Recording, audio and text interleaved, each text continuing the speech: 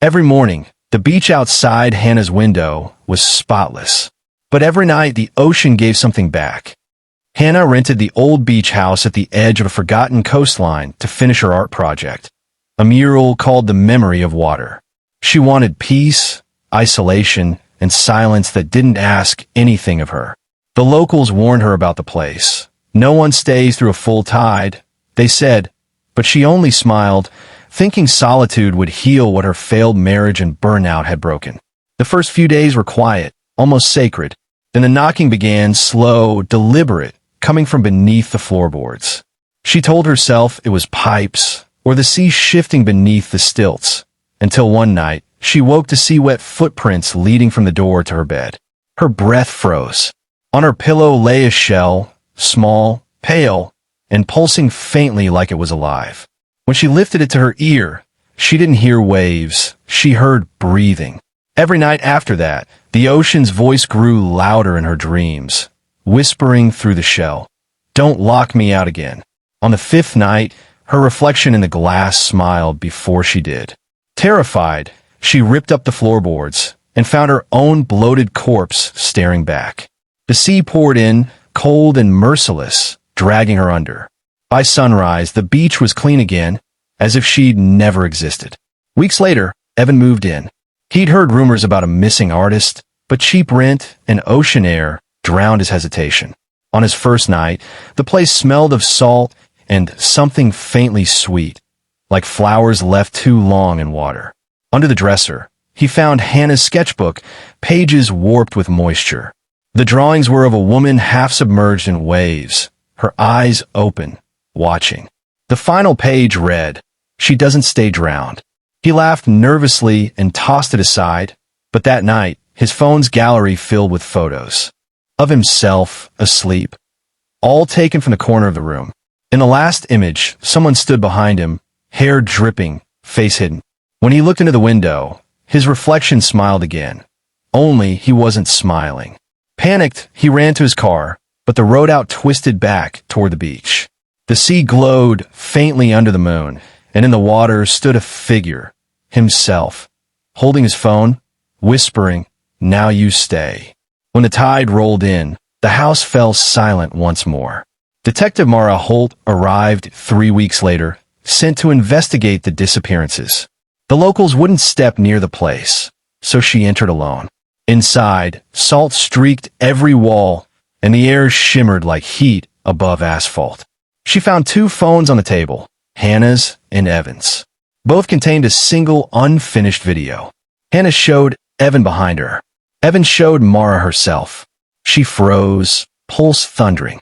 Then a faint sound echoed, dripping water steady as a heartbeat. When she turned toward it, she saw her reflection in the window move slower than she did. It raised its hand after hers, smiled, and whispered with her voice, "You're already in the water." The glass cracked from the inside. When she reached for her gun, her reflection grabbed her wrist. Cold flooded her lungs before she could scream. By dawn, the sea was calm again. Months later, a coastal research team led by Dr. Anika Reyes arrived to study the abandoned site. They weren't chasing ghosts, only data. They discovered the groundwater beneath the beach was unusually saline, full of trace human DNA. The instruments registered something impossible, molecular replication events, as if the water was recording and rewriting organic patterns. On their final night, fog rolled in from the sea, thick and humming. The team's cameras caught shapes forming, human outlines rising from their own reflections in the water. One of them screamed as her mirrored self stepped out of the tide, perfectly synchronized, until it opened its mouth and spoke in reverse. Static swallowed the footage. When the screen cleared, the team was gone. Dr. Reyes's last notebook entry read, "Water remembers what it touches. Every wave is a copy of copy, and so are we." The report never reached shore. A week later, a storm buried the house under shifting dunes. But the sea never forgets. Days later, a salt storm hit a small town 30 miles inland. The rain tasted like the ocean. A girl named Lila painted by her window as thunder rolled. Her art teacher once told her reflection study was all about light, But that night, the reflection blinked after her, slower, wrong. She laughed it off until water began leaking from the ceiling. Not rainwater, but salt water. In its ripples, she saw faces moving. The whispers started next. Her faucet saying her name, her window echoing her breath. Every puddle showed her standing inside the beach house she'd never seen. Desperate, she fled into the storm, her shoes splashing through reflections that followed her. When she reached the ridge above town, she saw the sea had swallowed everything. Under the surface, glowing faintly, she saw the outline of the same beach house, its windows lit from within like eyes watching. Her reflection smiled from the water, reached up, and took her hand. She whispered, "Please, not me." And for a heartbeat, the world fell silent. Then the tide rose. By morning, the streets were dry again. Windows gleamed spotless.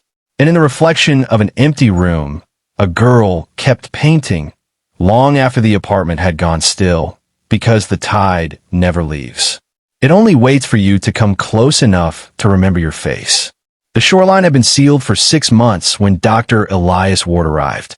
From the highway, the quarantine fence looked like a dull silver scar across the dunes. He'd read the incident files on the flight.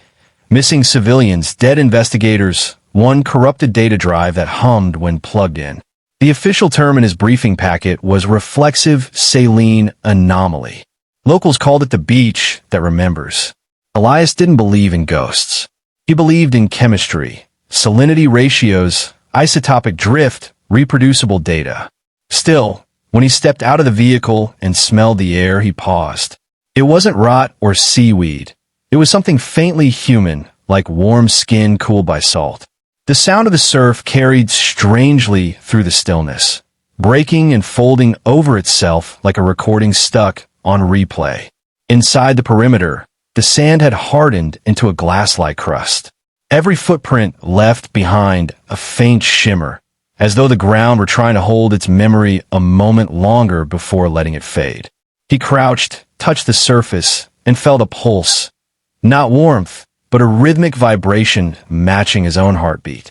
He told himself it was seismic resonance. He wrote it down anyway. The temporary command post had been built on the ruins of the old boardwalk. 10 white tents, 4 generators, a surveillance mast that pointed at the sea but never toward the land by strict order. Half the team was military, the other half scientists in mismatched uniforms. They spoke in short, careful sentences as if the air might repeat what they said. That night, Elias reviewed the recovered recordings from Dr. Reyes's team. Most were static, distorted by water, but one clip played clearly. It showed a laboratory tent, lights flickering. Reyes was off camera. Only her voice came through. Replication confirmed. The samples respond to observation. Then a pause, and her tone changed, smaller, almost pleading. If we stop watching, it forgets itself. If we watch too long, it remembers us. The feed cut out. Elias stared at the dark screen until his own reflection appeared. For half a second, it didn't quite line up. His reflection blinked twice before he did. He leaned closer. The monitor surface rippled faintly, like the skin of shallow water. He shut the laptop. The tent went silent except for the distant surf. Outside, the ocean hissed against the shore, soft, constant, like breathing through teeth. At 2:17 a.m., one of the motion sensors near the beach triggered. A faint alert tone woke him. He grabbed his recorder and flashlight and stepped outside. The tide had receded far out, leaving behind a wide plain of wet sand that gleamed under the floodlights. In the center of it, a single puddle remained, small, circular, perfectly still. Elias approached until he could see his reflection inside it. The surface looked deeper than it should, like the reflection wasn't a mirror, but a tunnel. His radio crackled. "Dr. Ward, command wants status. You're too close to the restricted zone." He didn't answer. In the reflection, the mouth of the puddle Elias moved. The real Elias didn't. A whisper rose from the water, low and precise. "You came to measure me." He stumbled back, flashlight trembling. The puddle's surface quivered once, then went calm. His heartbeat thudded against his ribs, loud enough to feel in his teeth. He forced himself to kneel and take a sample. When the pipette filled, he saw the droplet inside shimmer. Not like water, but like liquid glass holding faint silhouettes that twisted and vanished. He sealed the vial and labeled it sample number 001, 2:19 a.m. Then he looked up. The puddle was gone. Only dry sand remained. Elias returned to the tent without reporting what he'd heard. He replayed the voice in his head until dawn, tried to convince himself it was imagination.